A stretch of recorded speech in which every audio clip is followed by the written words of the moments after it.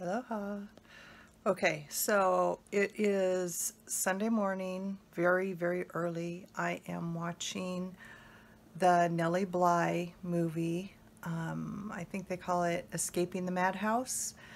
And so what I'm going to do is, because I'm seeing so much in it, I'm only about 15-20 minutes into it, and I'm seeing so many things. What I want to do is, I'm using this little ring light clip on my phone, and it's creating a lot of glare. What I want to do is just, like, when I see something, film a little clip saying about it, and then, I'll piece everything together at the end. So far, they're making it look like she really thinks she has amnesia, which is kind of odd, since that's not the way the book or the articles were written at all. I don't know why they didn't follow that, and they didn't start it from where she decided to go in, or from where she went in. They started it when she was already there, which left a lot of the background out. I haven't taken a shower. I haven't done my makeup. This is like I said, early in the morning. But there were also a couple of other things. The locks on the shoes, that wasn't mentioned in the articles. So I don't know if that's something they did and she didn't put in the article, or if it was something that was like common at the time, but they didn't do it. I don't know. This light is doing like really weird things. I can see the color in the screen going like blue and normal and blue and normal. And then the food, the way the staff was eating all the ham and the grapes and everything, that was true. They were eating really well, while the inmates or the patients were eating the gruel and, the oatmeal and things like that. But the staff did not eat in front of the patients. They ate in the kitchen, or, in their own dining room at a separate time. In fact, they were called on by one doctor at a point because I guess like the superintendent of the hospitals, of the state hospitals, came one time when all the staff was on their dinner break and nobody was watching the patients, and they got in trouble for that. So that was weird. And the bird came out of nowhere. I don't know what that's from. But so let's continue with the movie. Okay, I hope they explain these memories that she's trying to bring forth and aren't coming, because these are really bothering me. That, in the articles, she answered truthfully whenever they asked her a question. It was, one, how she strove to maintain her sanity, and two, it was the way that she was conducting her report, her article, the background for her article, how she was getting her information on, were these women really insane? And she was looking to see how they were treating the sane women that were there, and she was looking for a compass. And so the fact that if she's acting insane in the movie by not being able to remember, I mean, amnesia and insanity, not the same, I know, but, at that time, if they were considered, if amnesia was considered a reason of insanity, it doesn't make any sense. It's just, okay, let's see. Okay, she was there in September. There was no snow in the book, and yeah. Okay, the rocking chair. There was an inmate, a patient, who had lost her baby and was having a very hard time. And there wasn't anything, I don't remember anything about a rocking chair, but one of the visitors had brought a baby with her and let this patient hold her baby for a few minutes, and then the patient didn't want to let the baby go and had a very hard time. And I think that was the last they saw of her. She broke down after that. Yeah. So, you know, I mean, they kind of took that part, but I don't remember anything about a rocking chair. Excuse me. Okay, one, I don't know anything about this ball that they're throwing. That was not in the articles at all. And I guess, you know, a lot of this stuff is literary license. It's, you know, they're putting it in for the effect of the movie. And I get that, you know, I mean, the small stuff like the bird and the ball and stuff like that. It's the major stuff that really bothers me, like making it appear that Nellie is really having amnesia. That is just not what the book or the articles were about. That bothers me. The fact that she had all those personal effects in her desk, that was, well, I don't know that they were kept in the matron's desk, but I do know that they took them from the patients. Nellie did have a notebook that they took from her. The woman with the baby did have a baby blanket that they took from her. They took things from patients and they never returned them. I don't remember anything about hauling rocks either, but again, literary license.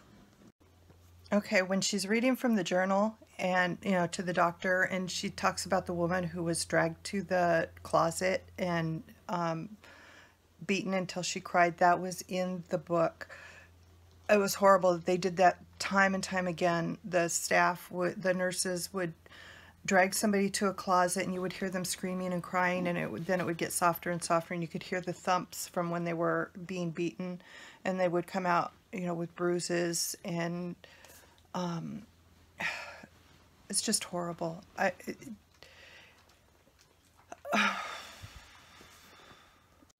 Oh, next Saturday is the movie Love You to Death, based on the Gypsy Rose murder. Oh, I'm going to be reviewing that one. Okay, I was trying to remember about the retreat. You know, the whole, what do they call it? Solitary confinement thing. God, my hair. I think it was mentioned in the book, but it wasn't any place Nellie went to. And the nurse in the movie that is so nice to her, there was no nurse in the book that was nice. There was one nurse that was nice. It was a nighttime nurse, but she was just mentioned as being nice or nicer than the others. There wasn't anything, you know, it was just like one paragraph about her. There wasn't anything major about her that, you know, she had gone out of her way to do these other nice things. You know, she wasn't a recurring character in the articles or the book. So, you know, that's another literary license item.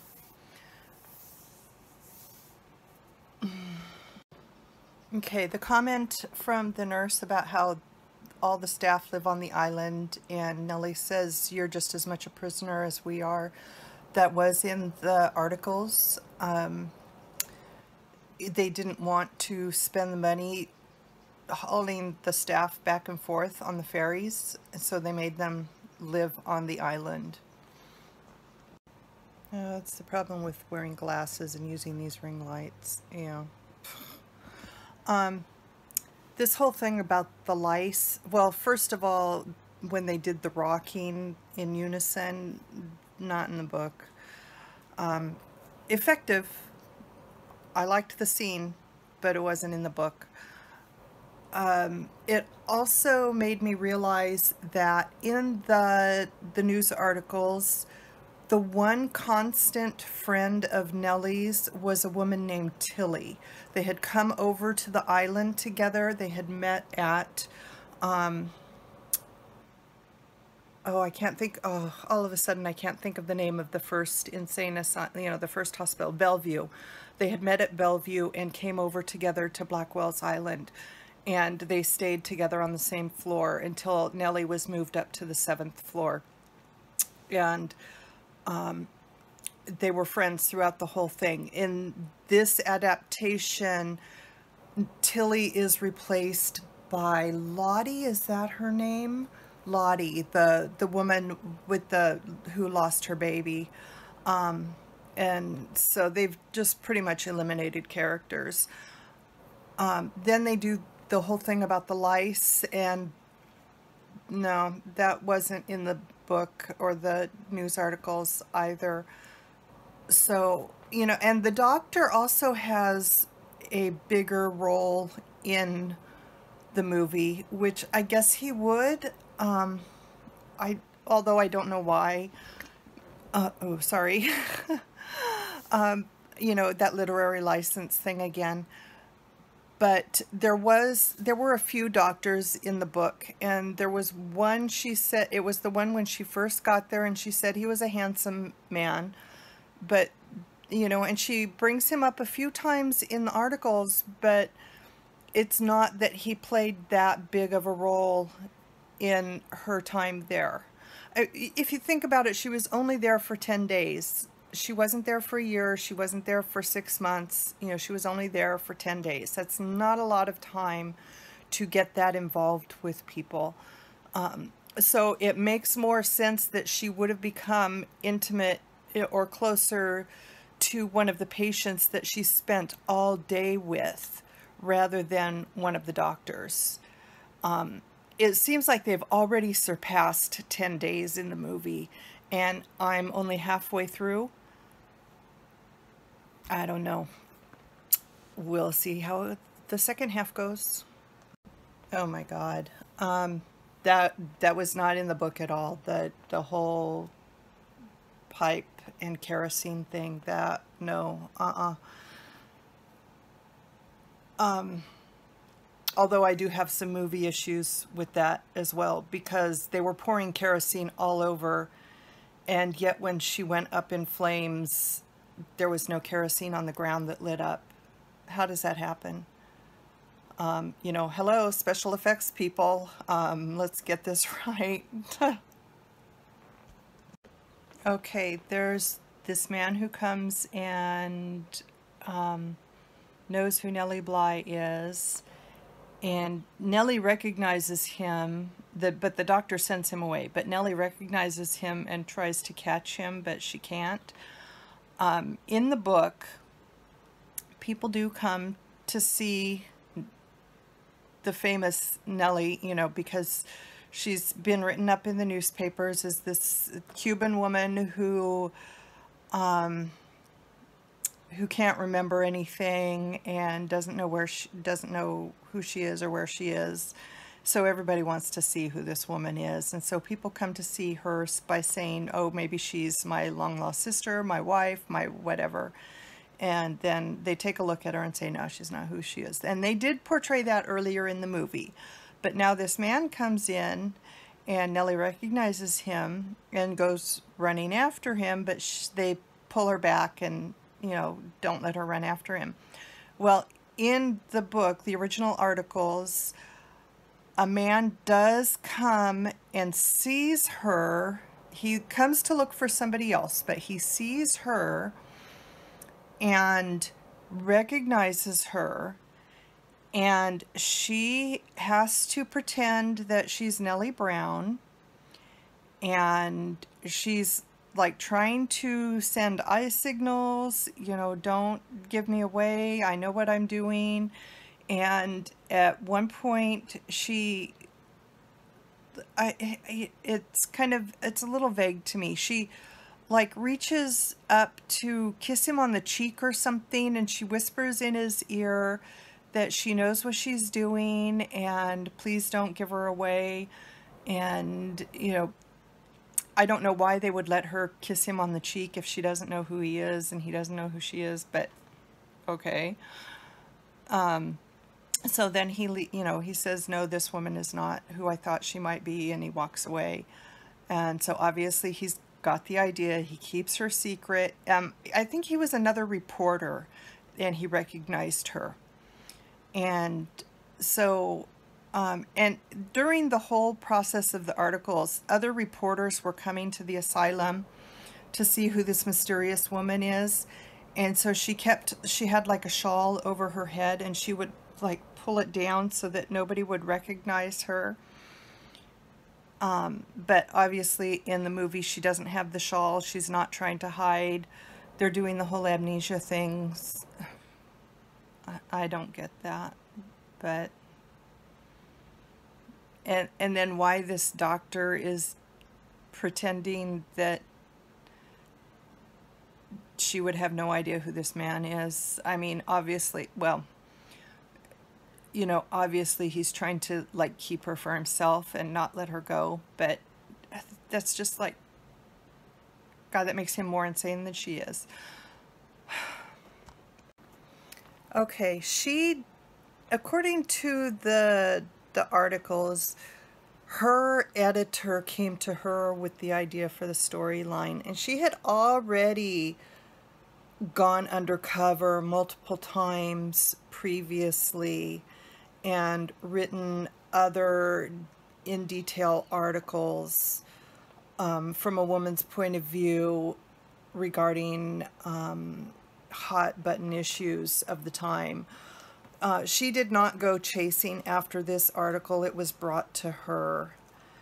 And so the idea that she went chasing after Pulitzer to present him with the idea,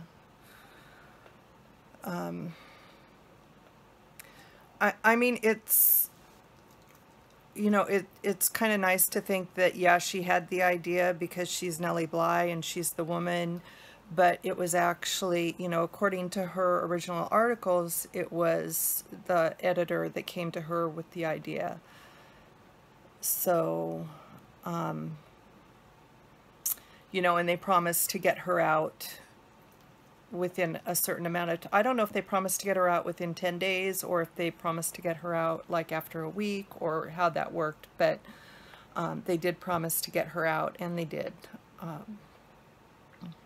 And there was no escape attempt, no nurse that turned on her.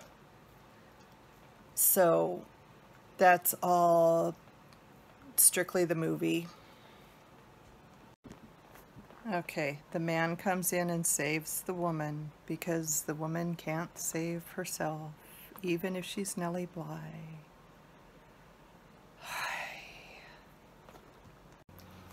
Okay, I just finished the movie. Overall, it's a good movie if you're looking for entertainment. If you want a documentary sort of movie, if you want fact-based, you know, based on the book, no. I have to say Judith Light well deserves her Emmy Awards. For anybody who's old enough like me to remember her from One Life to Live, exceptional actress. She played the part of the matron so well. Let's see if I can get this to stay. I'm just hand holding the camera today. She was really exceptional as Grady, the matron. The part in the book was not that extensive, so they really expanded the role for the movie. Christina Ricci as Nellie Bly, was really great. I love the way they did her hair with the straight across bangs. It was spot on to the photo that's on the cover of the book I have. And, hi Tuck. And the only thing was that I don't really quite understand the makeup. You know, turn of the century, insane asylum, and she had kind of glistening eyeshadow on, and I love Christina Ricci's eyes, those big chocolate brown eyes. They're just gorgeous, and they do cry out for eyeshadow. She's got those huge eyes, but we're talking the role. The eyeshadow should not, it should be something that plays down the eyes, that makes them look like sunken and hollow, not something that shimmers in the light. And so I don't understand why they did that. But Christina Ricci is always fabulous in what she does. When she did Lizzie Borden, awesome. There was a show that she was on, and I can't remember the name of it. It was one of those cable shows. It was on USA or something, and then I stopped getting cable and couldn't watch it after that. But it was years ago. But she came on in like the 3rd or 4th season of the show. It was with, Holly Hunter, and who played Oklahoma, was it like a state police or a marshal or something? And then Christina Ricci came in later in the series, and I saw a few episodes with her, and then had to cut my cable and couldn't watch it anymore. And they don't replay those. There are a few shows like that they don't air anymore, and I really wish I could get them and finish out the shows. But one of the things that I noticed between the book and the movie is that the nurses, the staff, did not taunt the patients. In the movie, they did not taunt the patients like they did in the book. The book describes how the staff would taunt the patients by, there was one patient that, she was the one that I said her husband had put her in because she fancied other men. So they would always say, "Oh, Dr. So-and-so is coming. Why don't you go say hello to Dr. So-and-so?" And they would taunt her and push her to do things. And they did this with all the patients. They found the weak spot, and then they would push. The woman with the baby, they would sing lullabies in front of her. Or the woman who lost her baby. And so it's just, but they didn't do that in the movie, and I think that would have been a key thing to do. That would have really drilled in how cruel these people were. And but they kind of put it mostly on Grady, and then that one nurse that I don't remember her name. Oh, Nurse Fenton. I have it up on my screen. I have IMDb up. Nurse Fenton. Not the redheaded. No, Nurse Fenton was the redheaded one. Or maybe that was Nurse Lila. I don't know. But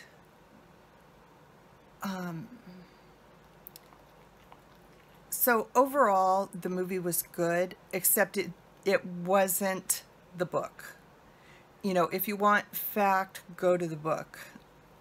There was another movie done a few years ago, and I think it's showing on Netflix, but I have not seen it. I don't know anything about it. I just found out that there was another movie just recently, so